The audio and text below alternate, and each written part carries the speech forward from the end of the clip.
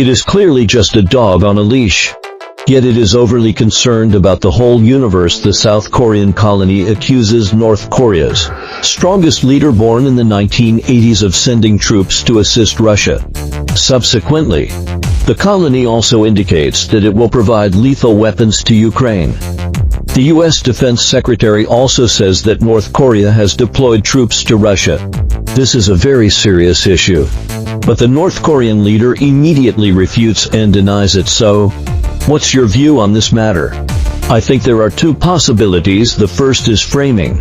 As the saying goes, if one wants to condemn, one can always find a pretext. Some time ago, North Korea and the colony engaged in a war of words. Then suddenly, they made peace. Some bloggers analyzed that it was China that prevented the outbreak of conflict.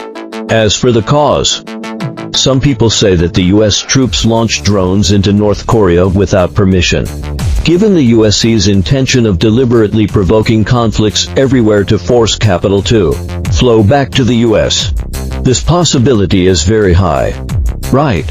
After all, Asia is a huge piece of fat meat. The second is that North Korea is assisting Russia in the form of volunteers. That means it is an individual's voluntary participation and has nothing to do with the country. Naturally, the strongest leader, born in the 1980s, will deny it. This is the same logic as NATO's participation in the Russia-Ukraine conflict in the form of mercenaries. The tricks that the U.S. can use. North Korea is not stupid either. It's so blatant. I did it.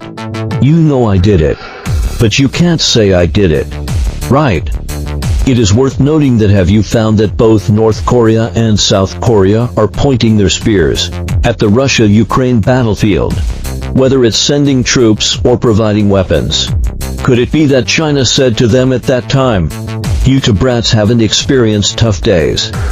Since you are so energetic, then go and fight in Europe"?